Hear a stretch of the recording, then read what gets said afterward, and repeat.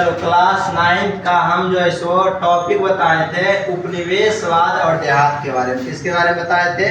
उपनिवेशवाद और देहात के बारे में। तो हम बताए थे कि टॉपिक में कि क्या क्या चीज़ पढ़ना है। अब हम पढ़ाई स्टार्ट करते हैं, ठीक है। सबसे पहला वर्ड आता है उपनिवेशवाद। क्या है पहला वर्ड? क्या आता है? उपनिवेशवाद क्या है? जब कोई बड़ा ताकतवर देश किसी छोटे या कमजोर देश जब कोई बड़ा देश कमजोर या छोटे देश को अपने कब्जा में कर लेता है और कब्जा में करने के बाद में उसका संसाधन का उपयोग करता है, उसे क्या कहते हैं? उपनिवेशवाद कहते हैं।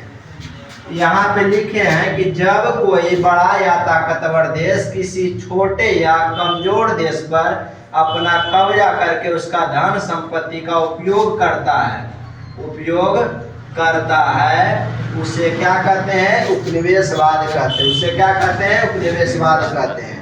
जब कोई बड़ा देश कोई छोटे देश को अपने कब्जे में करके उसका संसाधन का उपयोग करता है, उसे क्या कहते हैं? उपनिवेशवाद कहते हैं। दूसरा वर्ड होता है देहात। क्या है?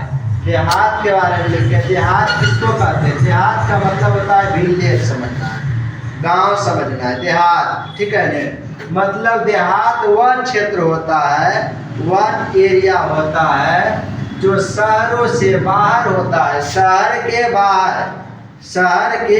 बाहर, यानी कि जहाँ ज़्यादातर खेत मिलेगा, गांव मिलेगा और खेती बाड़ी का सारा संसाधन मिलेगा और प्राकृतिक माहौल मिलेगा, नेचुरल चीज मिलेगा, उसी को हम देहात कहते हैं। क्या कहते हैं? देहात कहते हैं। यह दोनों क्लियर हो गया, उपनिवेशवाद और देहात। अब आगे चलते हैं। हम बताए थे कि पहला टॉपिक है प्लासी का युद्ध। प्लासी का युद्ध होने का क्या कारण था? प्लासी का युद्ध होने का कारण यह था, बंगाल का नवाब का नाम था सिराजुद्दौला। क्या नाम था? सिराजुद्दौला। सिराजुद्दौला जो था ईस्ट इंडिया कंपनी को बोला कि तुम जो है सो टैक्स दो। वह टैक्स देने से मना कर दिया। वह जा करके 1756 में वहाँ पे नदी के किनारे, हुगली नदी के किनारे, वहाँ पे क्या किया? वह छावनी दिया और छावनी देने के बाद में लगभग में कहा जाता है एक कमरे में, छोटे से कमरे में 146 व्यक्ति को वह कैद किया और वह जाकर के लगभग में 23 व्यक्ति वहां से निकला। इस घटना को कहते हैं ब्लैक हॉल ट्रेजेडी। क्या बोलते हैं? Black hole tragedy. यह घटना के बाद में हमारा मद्रास में रह रहे थे रॉबर्ट क्लाइव, और रॉबर्ट क्लाइव आए, लगभग में 1 साल तक समझौता किए। समझौता करने के बाद में सिराजुद्दौला नहीं माना, तो उसके बाद फिर युद्ध हुआ। यह कहा जाता है कि प्लासी का कोई युद्ध नहीं हुआ था। प्लासी का कोई युद्ध नहीं हुआ था। लगभग में आधा घंटा तक यह युद्ध कहते हैं। उसका जो नवाब था सिराजुद्दौला का, ठीक है ना, वह मीर कासिम अब पहली से समझौता कर लिया था। किसके साथ में? रॉबर्ट क्लाइव के साथ में समझौता करने के बाद में यह युद्ध लगभग में 30 मिनट तक चला था। और सिराजुद्दौला जैसा ही युद्ध स्थल पर पहुंचता है, उसका सैनिक बोल देता है कि जाइए महाराज, हम देख लेंगे। और देख क्या लेगा? वो जैसे ही रास्ता में जाता है, 2 व्यक्ति इनके तरफ से युद्ध लड़े हैं, ठीक है न, और दोनों व्यक्ति लगभग में 30 मिनट तक युद्ध लड़े हैं। ये इसीलिए यह घटना 23 जून 1757 को हुआ था। कब हुआ था? 23 जून 1757 को हुआ था। और यह युद्ध गंगा नदी के किनारे बंगाल के प्लासी नामक स्थान में, प्लासी नामक फूल यहाँ पे उगता था, लेकिन वो लोग, अंग्रेज लोग इसको फ बोलते थे, प को फ बोलते थे, इसलिए इसका नाम बहुत लोग बोलने लगे फ्लासी का युद्ध, फ्लासी का, लेकिन ओरिजिनल में प्लासी का युद्ध था, ठीक है ना। बाद में इसका फ्लासी बोलने लगे, ठीक है ना। यह युद्ध 2 पक्षों के बीच में बताएं। ब्रिटिश ईस्ट इंडिया कंपनी के कौन थे? Robert Clive. कौन थे? Robert Clive. और बंगाल के नवाब कौन थे? सिराजुद्दौला। यही दोनों के बीच में युद्ध लड़ा था, लेकिन सिराजुद्दौला मुख्य रूप से युद्ध लड़े नहीं थे। कंपनी के सेना का नेतृत्व जो कर रहे थे रॉबर्ट क्लाइव। और यह युद्ध कहते हैं अंग्रेजों ने नवाब जो है सो सिराजुद्दौला को हरा दिया और जीत के बाद में बंगाल पर पूरा का पूरा क्या किया, कैप्चर कर लिया। और करने के बाद में हमारा बंगाल अंग्रेजों को अधीन आने वाला हमारा भारत जो है सो पहला बड़ा क्षेत्र जो है सो बना। सबसे यही पहला युद्ध था जिसमें अंग्रेज ने हमारा भारत को अधिपत्य करने का काम किया था। उसका नाम क्या था, प्लासी का युद्ध। तब कब हुआ था, 23 जून 1757 को। क्षेत्र का नाम पूछेगा तो याद रखिएगा, बंगाल में एक प्लासी नामक जगह में हुआ था। कौन जगह, प्लासी नामक जगह में हुआ था, ठीक है नहीं। किसके किसके बीच हुआ था, तो सिराजुद्दौला और रॉबर्ट क्लाइव के बीच में। सिराजुद्दौला का जो नवाब था वही धोखा दे दिया, इसके कारण से वह युद्ध हारना पड़ा था। लेकिन बहुत सारा सैनिक इसके पास में था, किसके पास में, सिराजुद्दौला के पास में। लेकिन वह जो है सो माइंड से गेम खेल करके उसको हरा दिया। उसके बाद फिर आता है हमारा कर व्यवस्था। कर व्यवस्था हम बताए थे 3 तरह का व्यवस्था था। कितने तरह का व्यवस्था बताए हैं जी, 3 तरह का व्यवस्था था। यह तीनों प्रकार का व्यवस्था को हम बताते जाते हैं।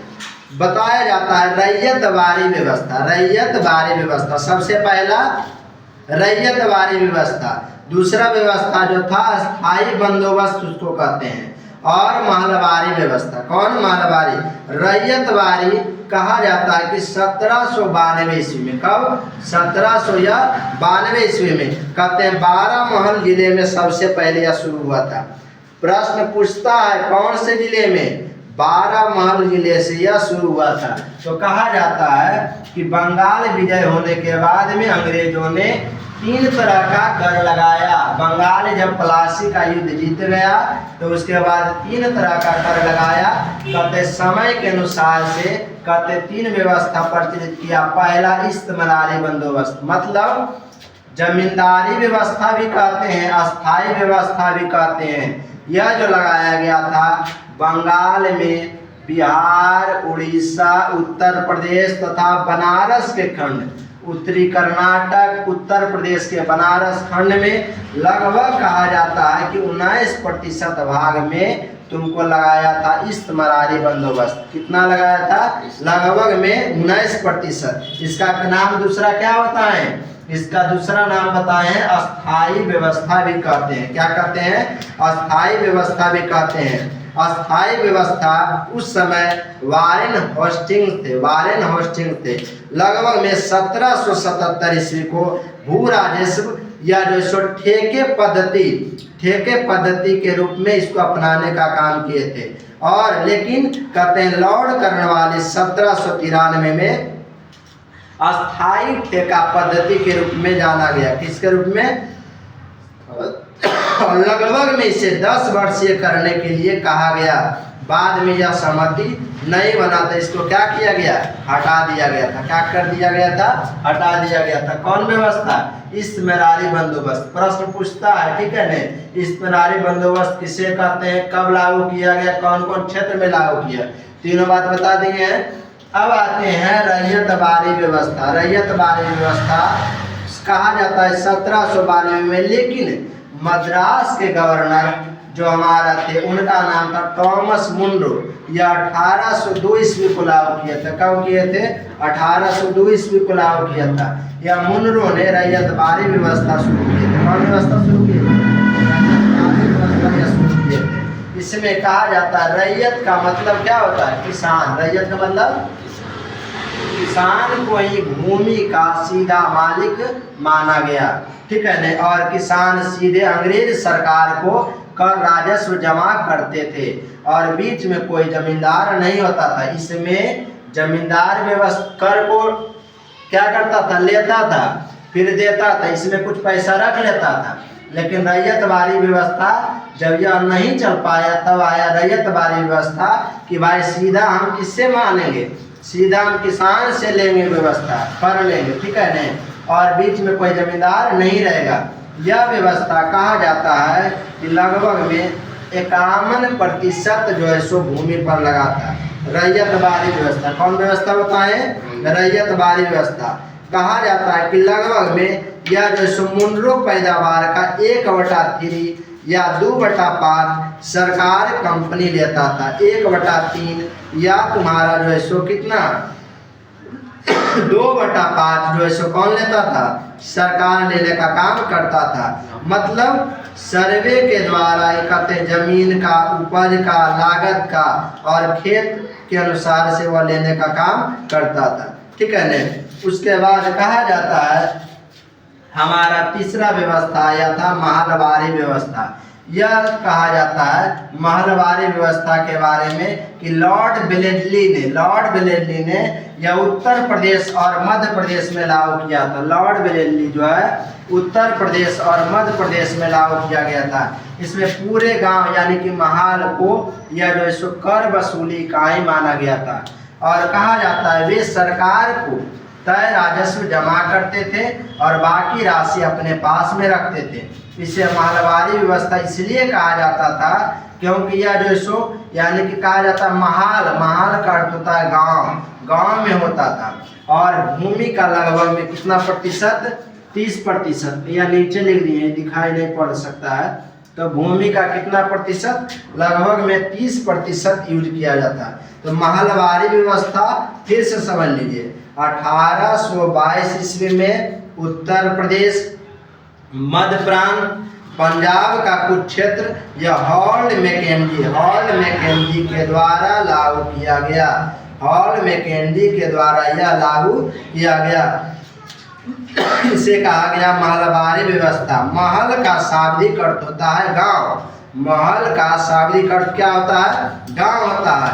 और गांव का प्रतिनिधि यानी कि जमींदार या जिनके पास में अधिक जमीन होता है, इसी को बनाया गया। यही राजस्व को क्या करते थे, लेने का काम करता था। और समय के साथ साथ जैसे जैसे हमारा समय बीता राजस्व का कर बढ़ा दिया जाता था। जैसे 1803 और 4 में इन प्रांतों का 188 लाख कहा जाता है जमा किया गया। आगे चल करके 1817 से 18 में इसे बढ़ा करके 297 यानी कि 297 लाख कर दिया गया था। कितना कर दिया गया था, 297 लाख। तो समय के अनुसार से महलवारी व्यवस्था में क्या किया गया था, इसको टैक्स को बढ़ाया गया था। टैक्स को क्या किया गया था, बढ़ाया गया था।